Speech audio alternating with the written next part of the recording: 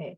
Hello, everybody. So we are starting with Money Matters on Monday, oh my goodness, December the 11th, okay, 2023. Hello, my name is Hung Lu. I am with Cash Property Inc. And we will get started. So in the next 30 to 45 minutes, we're going to be analyzing a deal and talking about some money questions that came in. So today, with the analysis on the deal, what we're going to do is actually look at, originally I was going to show you guys how to calculate a business plus land. But then I realized, hey, wait a minute, we're almost at the end of the year. So, really we should be talking about taxes. So I'm going to show you an easy calculation, something to consider when, we're close to the end of the year, and a way to analyze taxes when it comes to your real estate. And if you're still in a 9 to 5, how to take that and make it relevant for your real estate business. Okay, so we're going to do that. So before we get into it, I do have to put a disclaimer out there that, yeah, the ideas and the topics and the stuff that I say during these 30 to 45 minutes are just my ideas. So I highly suggest that you go and consult with somebody else just to make sure that, this idea or the strategy before you implement it is right for you. It might not be, okay? This is what I do for myself and my family, and it's right for me. Okay, so we are recording, and I'm testing a new recording platform or streaming platform. So hopefully it's out there. Okay. Okay, so we are doing that. And before I forget, so I do have a couple questions that came in, so we will go through all of those ones. Okay, and then we're going to talk about the taxation stuff today. So let me do that. Okay, so before I forget, let me share this. Okay, let me see. Okay, so I'm going to share my screen. So let me share this. Okay, so, oh, I need to, let me just unshare and then I will, I've lost my little buttons here. Let me see. Yeah, that's what happens when I've got multiple screens going on here. Okay, so let me move my mouse. Okay, so let's see here. I'm gonna make this smaller. Give me 1 second here. I'm just gonna move this screen over so that you guys can see what I see. Oh, not that one. Where's the other one? Oh, I had multiple screens here. Go in here, and I've lost my mouse again. All right, here we go. Okay, so let me share this with you before I forget. Okay, so in case you don't know, I have an online academy. So basically, it contains 25 years of my brain online on video format. There is the Mortgage Freedom Program is completely free to sign and take advantage of. Okay, so you just go to the website, you sign up, you go through a couple of the videos, the modules. It'll show you how you can pay down your mortgage in 10 years. Okay, it is a free program. The reason why I'm sharing this is because I realize I don't actually tell a lot of people that I have this program online, okay? And then if you like it, you can actually sign up for the paid portion, which then goes into all the other real estate stuff.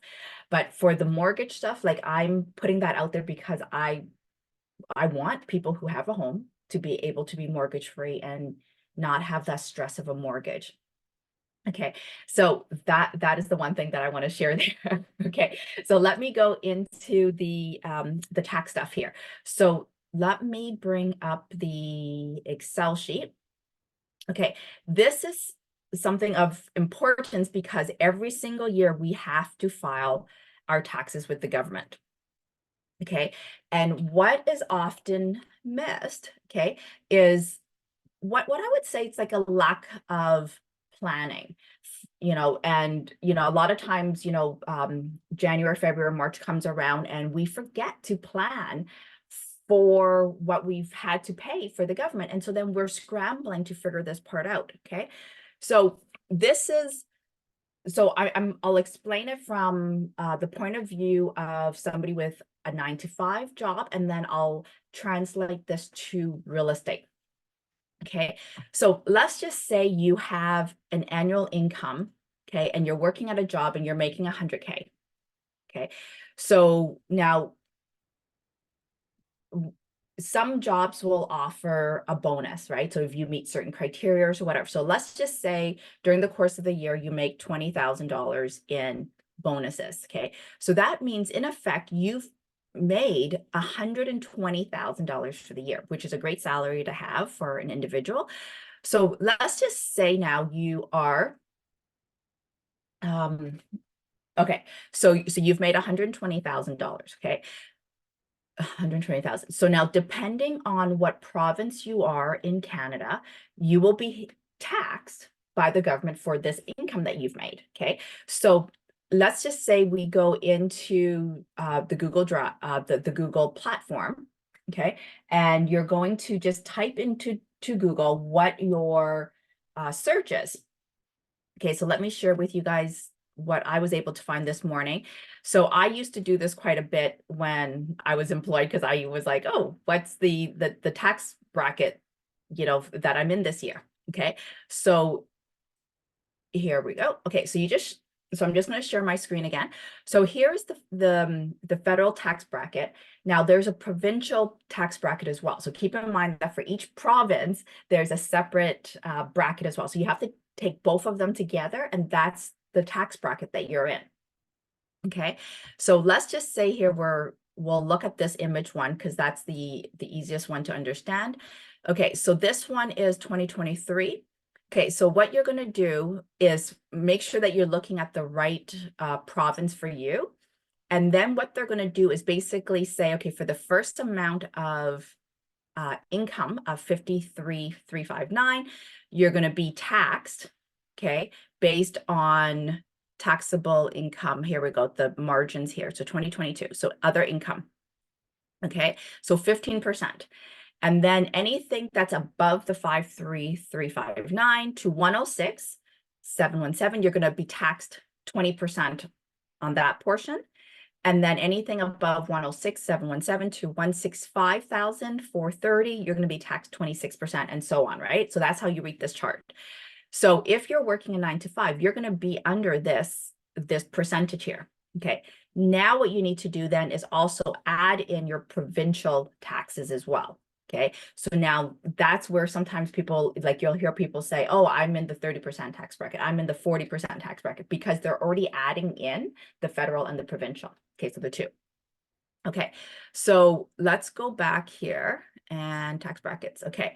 So let's just say, so I'm in Vancouver now, so I'm just going to type in BC and we're going to go 2023. Okay. So taxable income bracket tax rate. Okay. See, so you can see mine, in Vancouver, it's a little, oh, there we go. Okay. It's a little bit different here, right, for the provincial. Okay. And then I'm going to add that into the federal. So if we use that example of 120, okay, I'm going to take 12.29%, okay, plus what was that I saw in the other sheet there? Okay, so 12.29. Okay, so in this example, I'm going to be at the 12.29. Okay, and then on the other example here, on the federal, okay, I'm going to add that in. So let me unshare and we're going to put that in together. So let's just say here, I'm on this spreadsheet here, and I'm going to share my screen again on the Excel sheet. All right, there we go. Okay, so I'm going to say it's equal 12.29% plus, and then the other one was like, it was ranging in percentages. Okay, so let me just use 20% just to give you guys the idea here.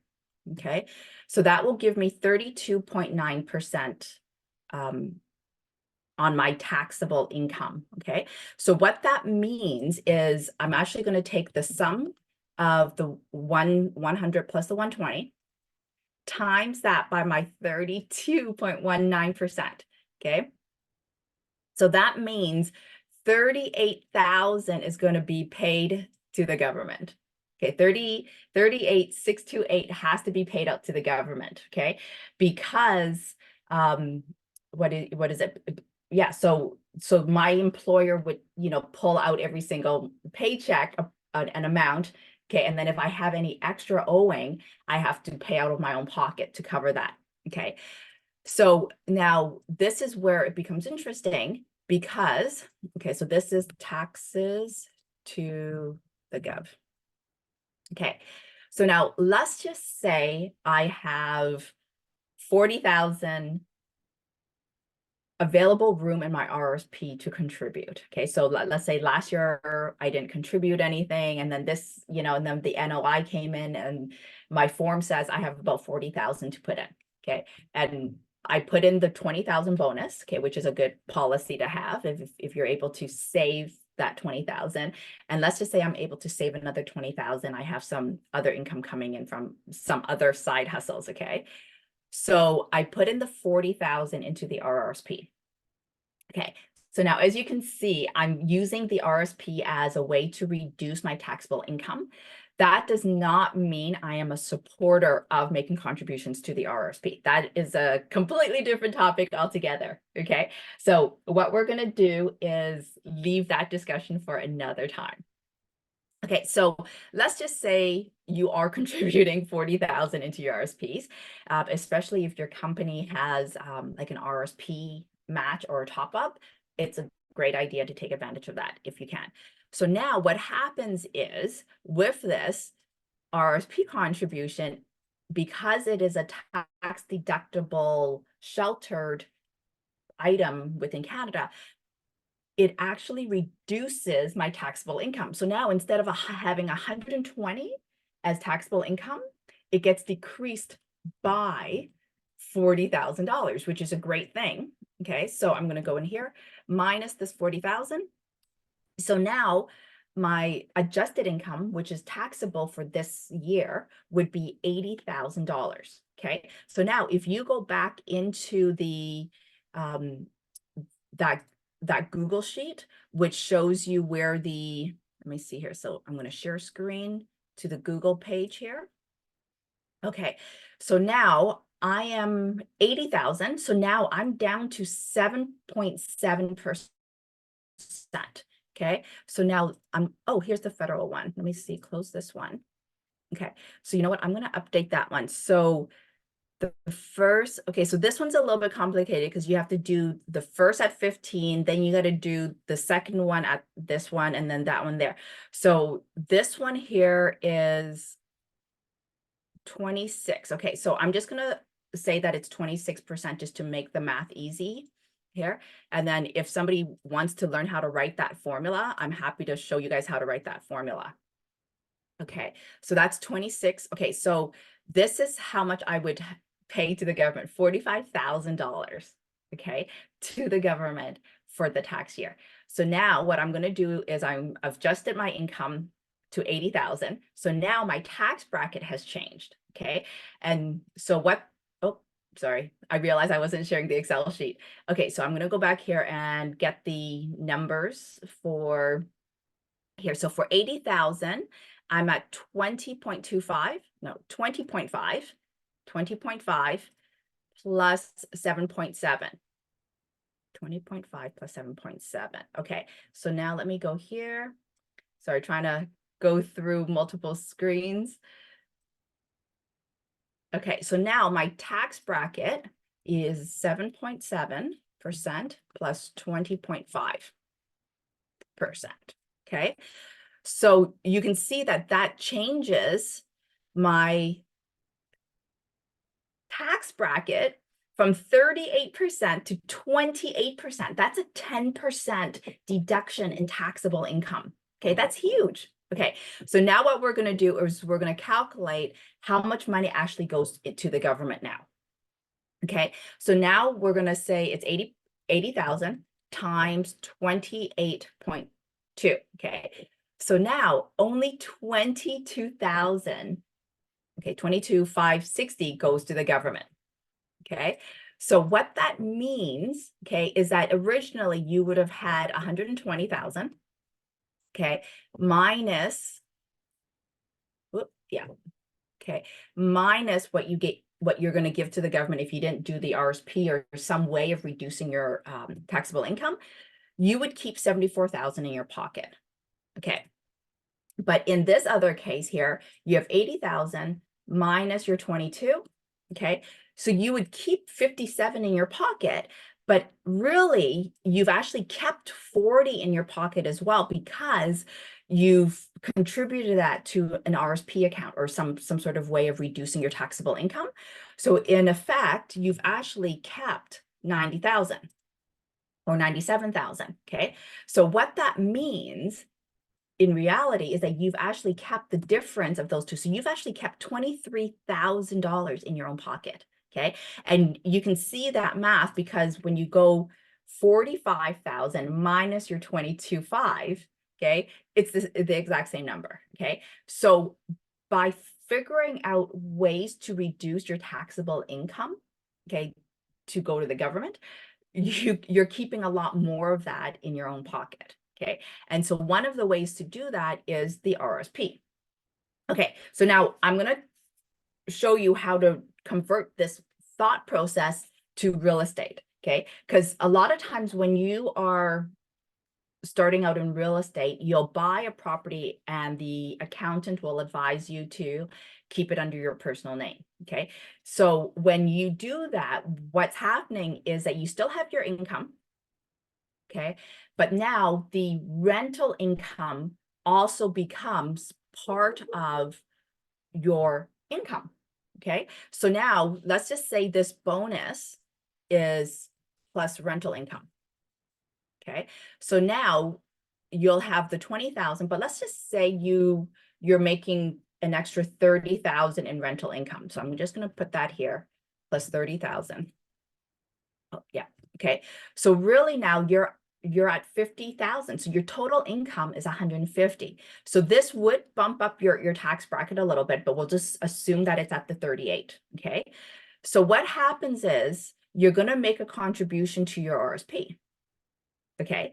But now what also happens is you have rental expenses. Okay. You have legals, you have accounting fees, you have interest payments, you have and maintenance. Okay. You have all of the costs that's associated with that rental income. Okay. So now what happens is your adjusted income now actually will, so your adjusted income is there. But now what we're going to do is we're going to add in a line for rental expenses. Okay, so this is all the expenses that you incurred during the course of the year to keep that property up and running, that so that your tenants can live there. Okay, so usually, 40-45% is, the expense ratio that you want to look at. So just to keep the math simple, since we said that the rental income was 30,000, let's just in this case say that your rental expenses is 15,000. Okay. So we're going to put that in as your rental income. Sorry, your rental expenses. So you're going to pay out $15,000 for all the fees like snow shoveling and everything else. Okay. Like garbage removal. So that means now your income is the sum of your annual income from your work, your bonus plus the rental income minus the RSPs that you've contributed, if you're going to do that. Okay.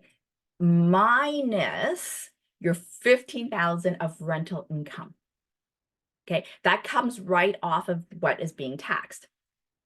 Okay, so let's just assume that so now your adjusted income is $95,000. Okay, so I don't know if you saw the math there, so I'm just gonna undo this and you'll see this.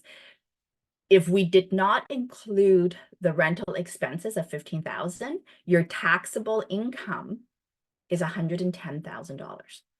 But because of the rental expenses going in, we're going to redo this. It's now decreased to $95,000. Okay, that is a huge amount to be going down.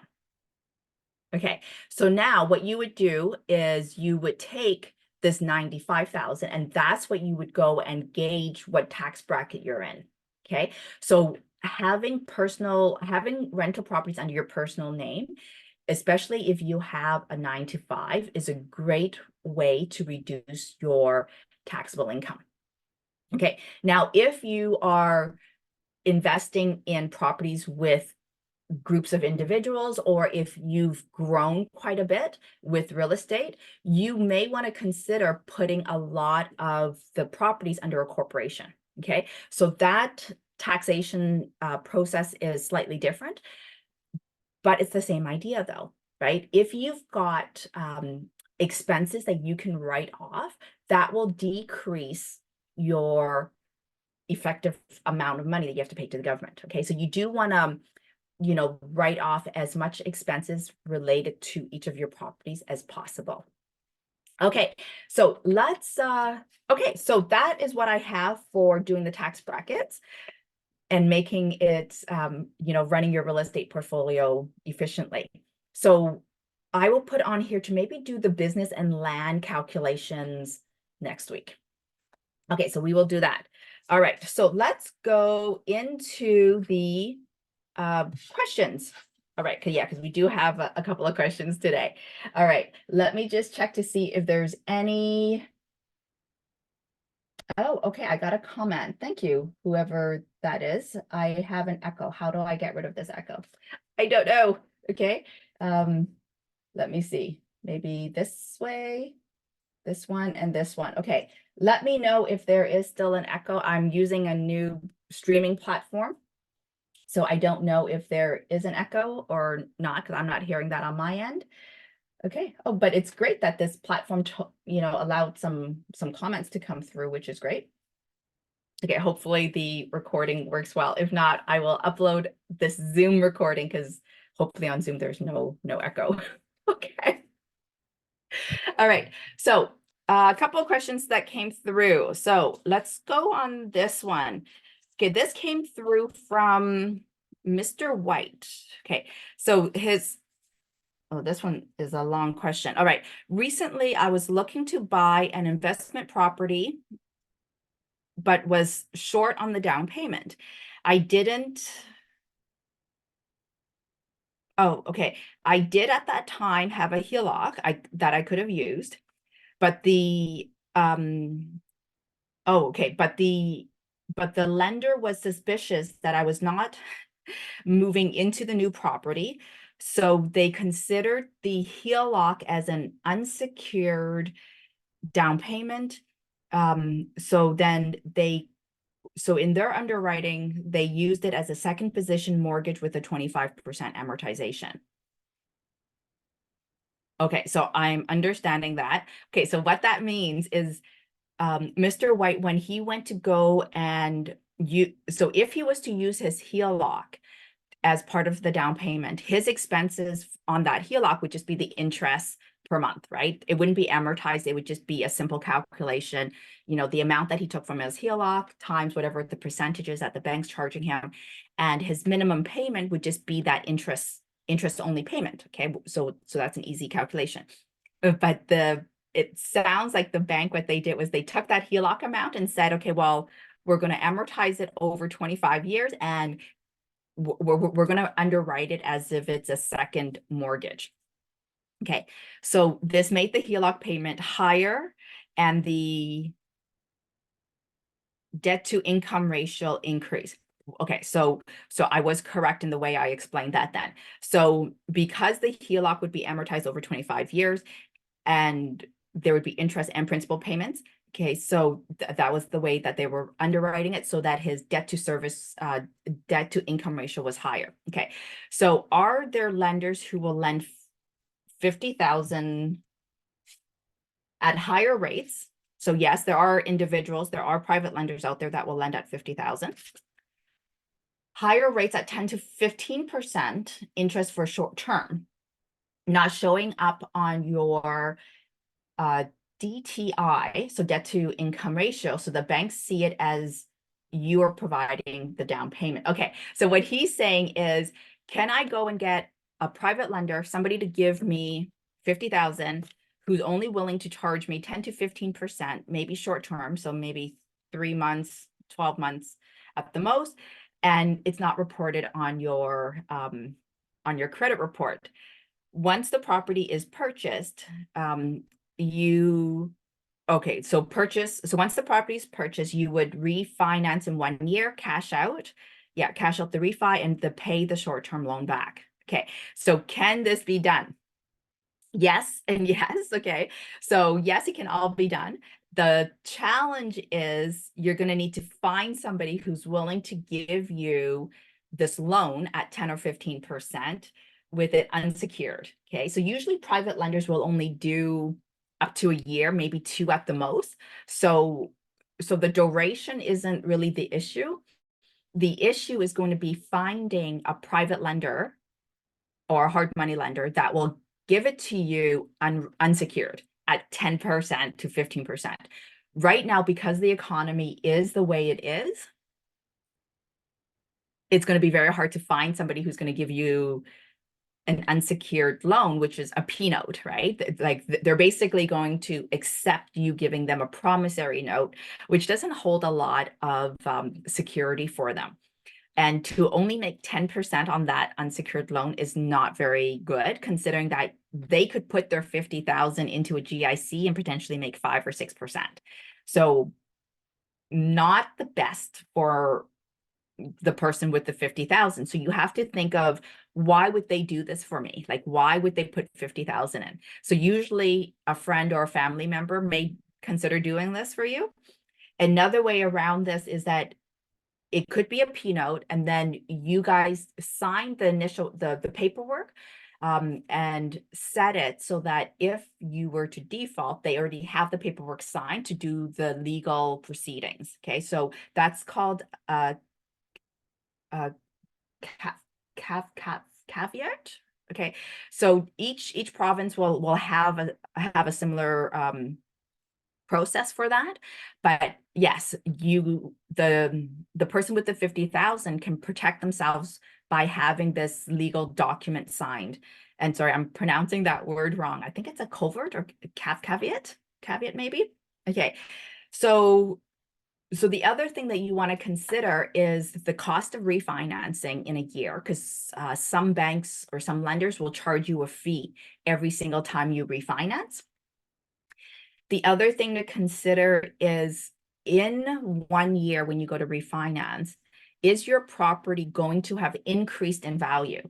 So if you buy the property now at 500,000, in a year, is it going to be 750, right? If it's still going to be at 500, there won't be enough equity there for you to refinance. So you have to run the math on, you know, are you forcing the appreciation up, like say by adding in some more rooms? Are you adding in a basement suite? Are you doing a garden suite? Like, is there an added value to increase the value of your property up so that the refinancing makes sense? Okay.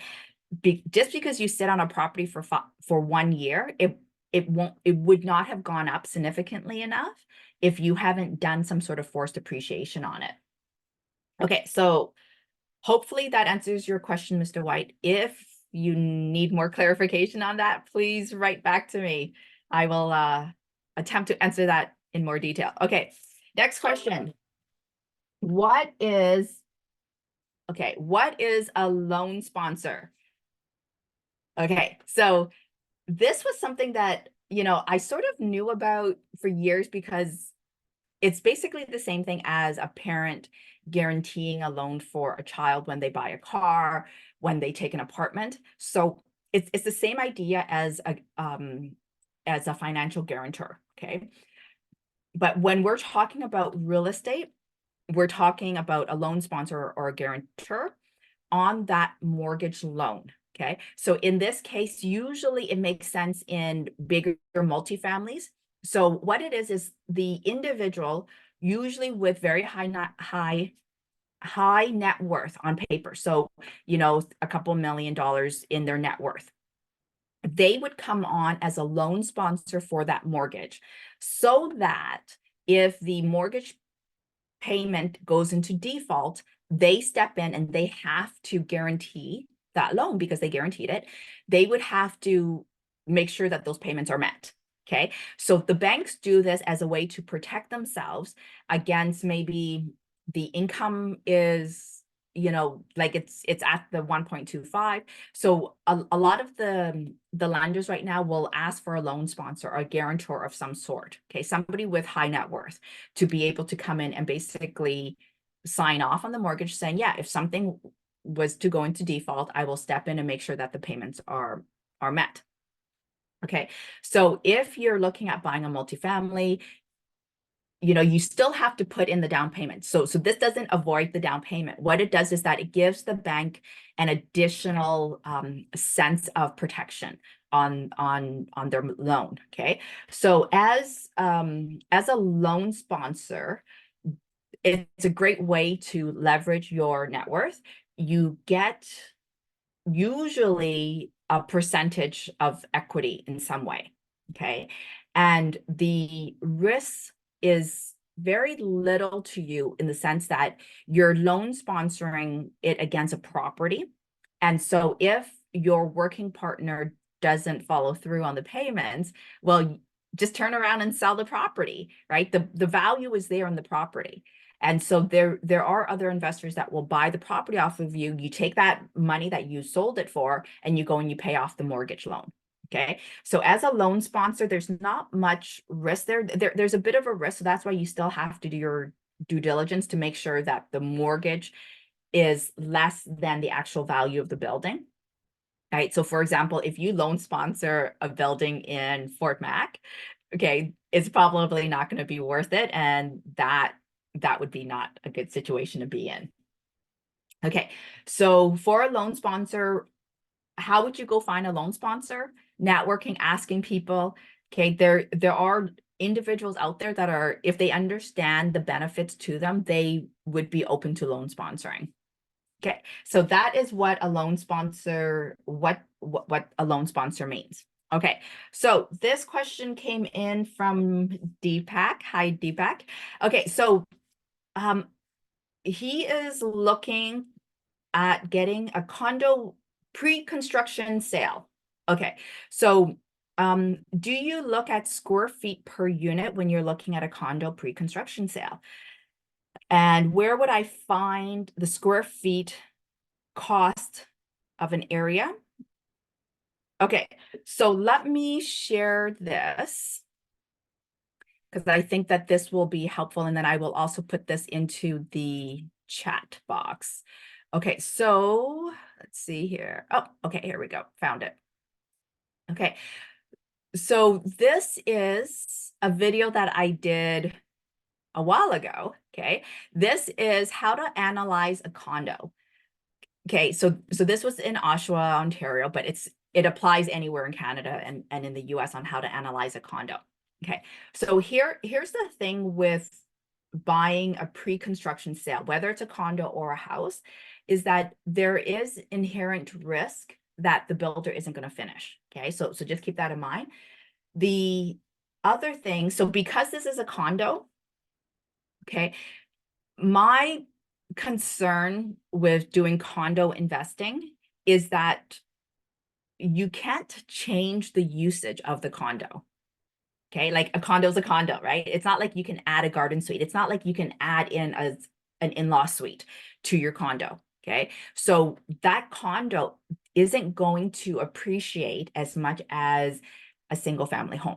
Okay, it doesn't give you a lot of the alternative strategies. So that's one of the reasons why I've stayed away from buying condos as an investment vehicle.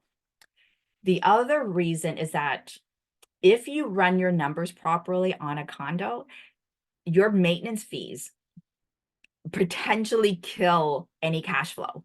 Okay, so you want to make sure that you run your numbers to consider what the maintenance fees are, because maintenance fees never go down. Okay, and then the other thing that you want to consider with condos is the special assessments.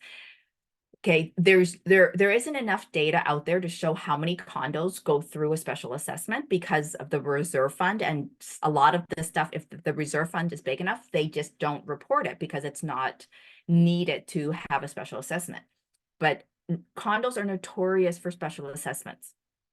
Okay, so if you are looking at buying a condo, I would say look at it for personal use.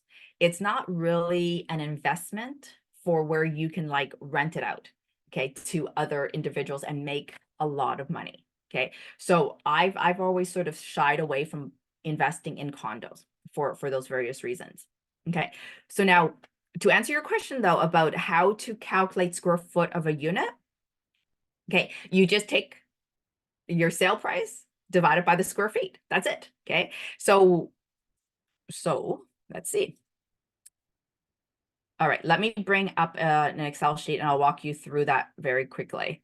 It's actually not a hard calculation once you know what it is. So I'm just going to add in a new sheet here. Okay, so let's just say that the purchase price of your condo is $750. Okay, 750,000, and your square feet. Okay, let's just say it's 1,100 square feet. Okay, so your cost per square feet, okay, cost per square feet, okay, it's just like that. So you're just going to take your dollar amount, divide it by your square footage, okay? So it's basically, okay, $681 a square foot. That's it, okay? So how do you find out if your square footage is comparable to others? Well, you just go on Realtor, you look at other condos that are for sale, and you already have their purchase price because that's the asking price that they're asking for. And then their square footage is usually listed on the listing because they tell you what the square footage is. Okay, this does not take into the age of the building. This doesn't take into the age, your maintenance fees. It doesn't take into any of that stuff. Basically, it's just saying, okay, Mike, the cost of square foot to buy this unit is $681. That's it. Okay, so let me bring up the, okay, so that was this one here. All right, let me bring up the sheet and you can see what I mean by, just going on Realtor and finding it. Okay, so for example, if you go into realtor.ca, let me move this down a little bit here. So we'll look at, okay, let's just say we'll go into Vancouver here. Okay, because there are condos, like there's condos everywhere to look at. Okay, but what you want to do is you want to compare apples to apples so that if you are buying in Vancouver, you want to always, look at the comps that are in Vancouver.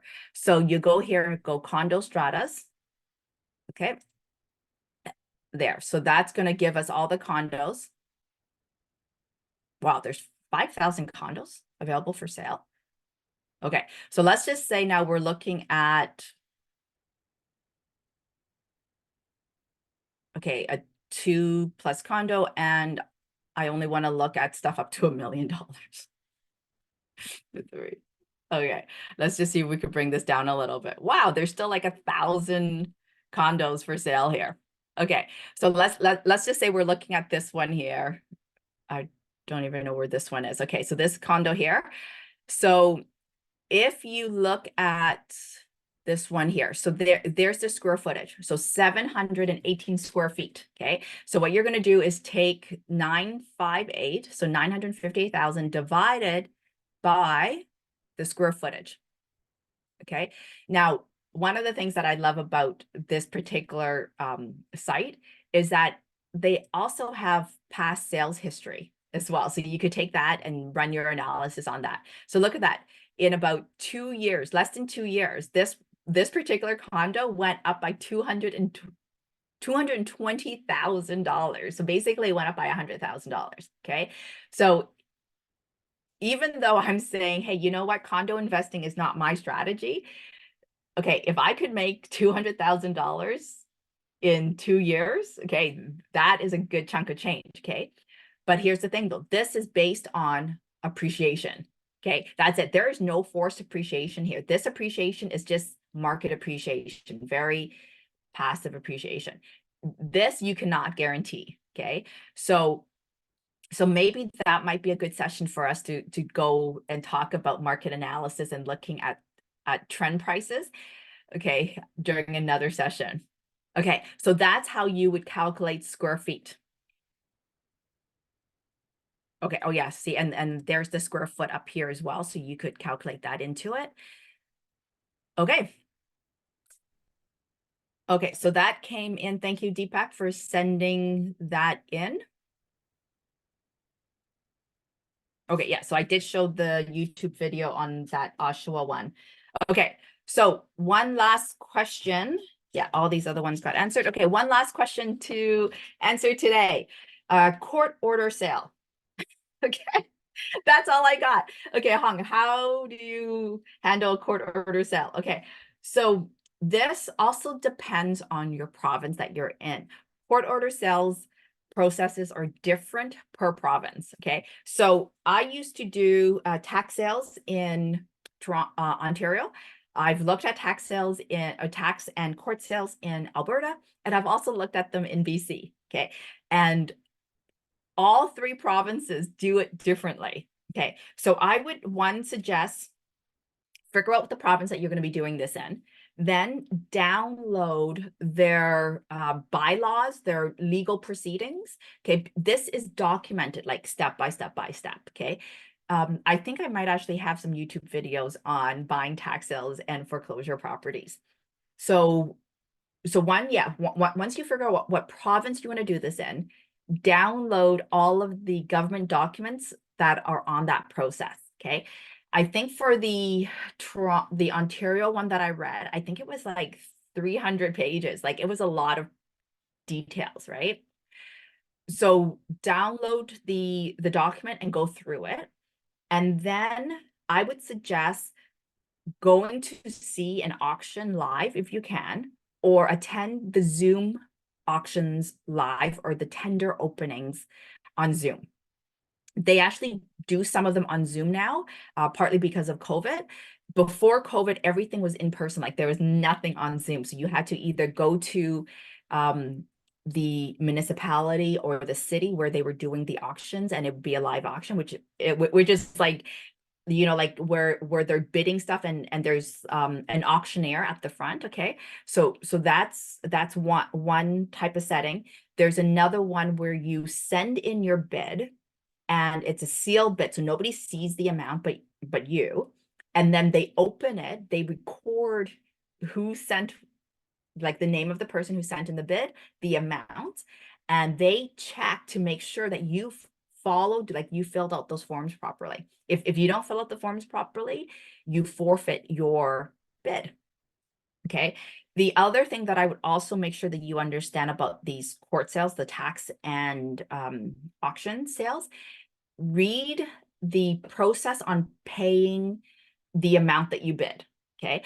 One is that you have to have the money within like 14 days, depending on which province you're in. Okay. So there's no like, oh, well, I'm going to put the condition of conditional on financing. Nuh-uh. There's none of that. Okay. And then it's also usually sight unseen. So you want to make sure that you understand that.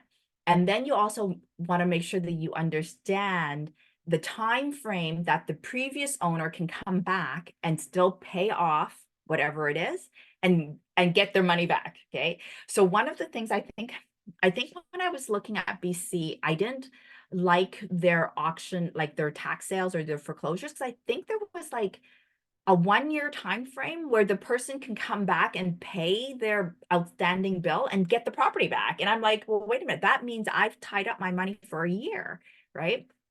So just make sure that you understand the process. In Ontario, the way it works is that you put your bid in. If you're the highest successful bidder, then you have to, the previous owner has until the time that the property changes over title to you, they can still come in and pay off their entire outstanding property taxes. Okay.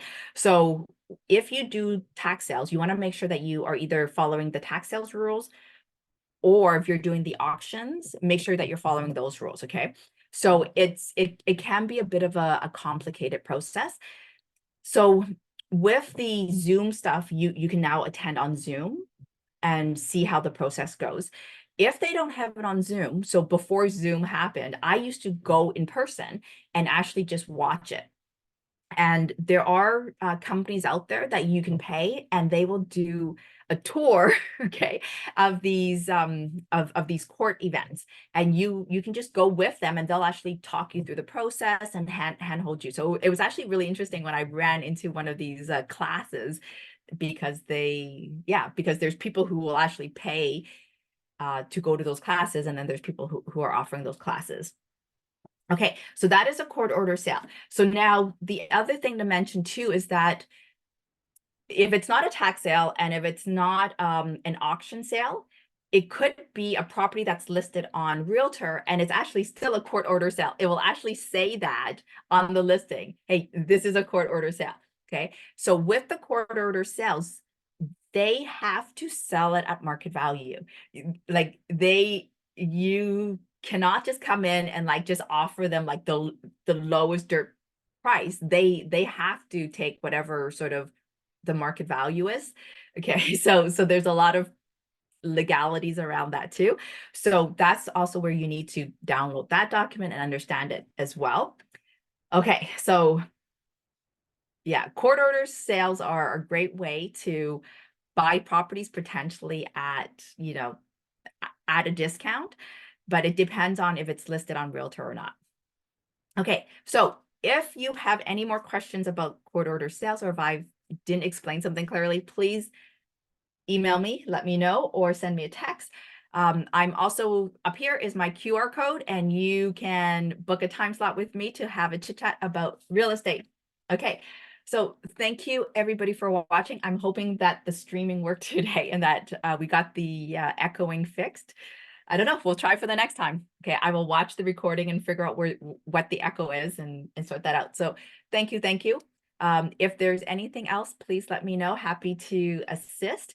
And if you have not subscribed to the YouTube channel, please do so. Okay, just click on that YouTube button. Okay, thank you everybody for watching. Have a great day.